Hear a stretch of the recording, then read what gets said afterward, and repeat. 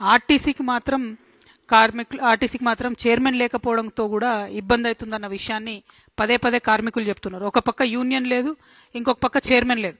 అంటే at any cost అధికారులకే చెప్పుకోవాల్సి వస్తుంది. వాళ్ళ జులుంను భరించలేని పరిస్థితి ఉంది. కాబట్టి మరి ప్రభుత్వాన్ని సత్వరమే ఆర్టీసీకి చైర్మన్ వేయాలని కూడా మేము ఈ సందర్భంగా డిమాండ్ చేస్తూ ఉన్నాను. అట్ ద సేమ్ టైం విద్యార్థులు, వికలాంగులు, జర్నలిస్టులకు సంబంధించిన బస్ పాస్లు ఏవైతే ఉంటాయో అవేవి కూడా రియంబర్స్మెంట్ చేయడం లేదు. వాటిని రియంబర్స్ చేయాలని కూడా నేను కోరుతా ఉన్నాను. మరి హాజరైనటువంటి పత్రికా మిత్రులకు, ప్రజలకు అల్టిమేట్గా కోరేది ఒకటే, ఆర్టీసీని బతికించుకుందాం. సామాన్యుడికి ఏదైతే ట్రాన్స్పోర్ట్గా వ్యవహరిస్తుందో అటువంటి ఆర్టీసీ సంస్థను ప్రైవేటీకరణ చేసేటటువంటి కుట్ర ఏదైతే ఉందో దాన్ని అందరం కూడా కలిసి సమిష్టిగా అడ్డుకోవాలి. ఆ కార్మికుల యొక్క సంక్షేమం కోసం కృషి చేయాలనే ఉద్దేశంతో జాగృతి ముందుకు నడుస్తుందని తెలియజేస్తూ సెలవు. Thank you. జై తెలంగాణ, జై జాగృతి.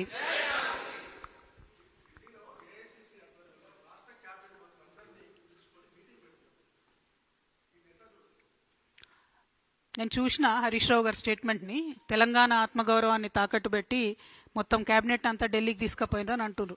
100% అది వాస్తవం. అయితే విషయం ఏంటంటే అప్పుడు క్యాబినెట్ ఎర్రవల్లికి పోయేది, ఇప్పుడు ఢిల్లీకి పోతుంది. అంతే, పెద్ద తేడా ఏం లేదు.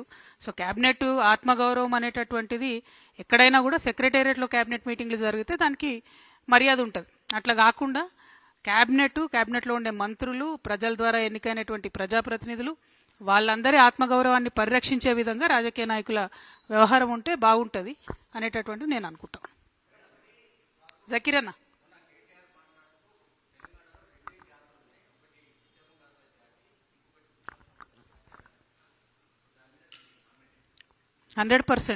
మరి ఉద్యమ ద్రోహులు ఎవరన్నది ప్రజలు నిర్ణయిస్తారు ఫ్యూచర్లో.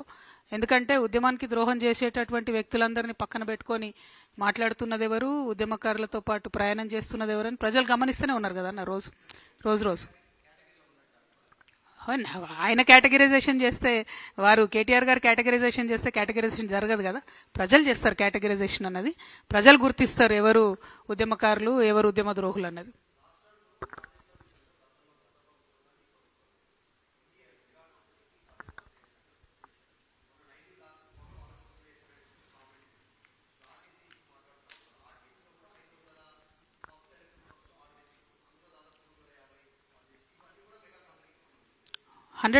ఆర్టీసీ అనేది మెగా కంపెనీకి దారదత్తం చేయడానికే ప్రైవేటీకరణ అనేటటువంటి సూత్రం వచ్చింది.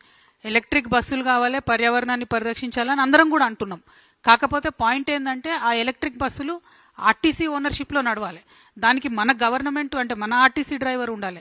శిక్షణ విషయంలో కావచ్చు, క్రమశిక్షణ విషయంలో కావచ్చు, ఆర్టీసీ స్టాఫ్ ఉండే ట్రైనింగ్ వేరు ఉంటుంది, ప్రైవేట్గా తీసుకునే పిల్లల ట్రైనింగ్ వేరే ఉంటుంది. ఇప్పుడు ఆ ఎలక్ట్రిక్ బస్సులు పెట్టి అవుట్సోర్సింగ్ పెట్టి కండక్టర్ డ్యూటీ కూడా డ్రైవరే చేసే పరిస్థితి వస్తున్నది. మామూలుగా యావరేజ్గా ఒక ఆర్టీసీ బస్సుకి 6 కార్మికులు బతుకుతారు. ఈ గవర్నమెంట్ వచ్చినాక ఏం చేసింది, ఆ రేషియోను 3కి తగ్గించింది. అంటే చాలా వేగంగా ప్రైవేటీకరణ వైపు వెళ్తున్నది.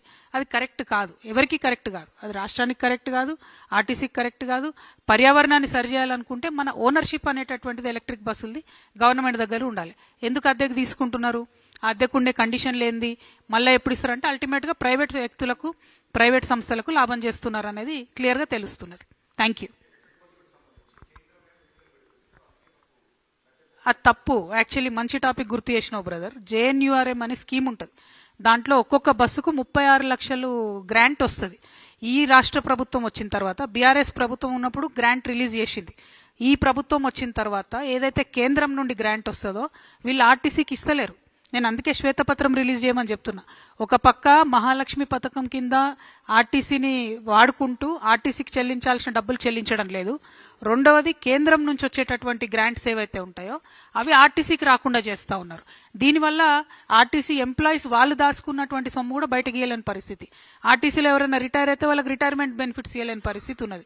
సో ఆ కేంద్రం నుండి వచ్చే నిధులు ఖచ్చితంగా ఆర్టీసీకే వాడాలని మేము డిమాండ్ చేస్తూ ఉన్నాం. Thank you. జై తెలంగాణ, జై జాగృతి. ఆర్టీసీ కార్మికుల ఐక్యత, ఆర్టీసీ కార్మికుల ఐక్యత. జై తెలంగాణ.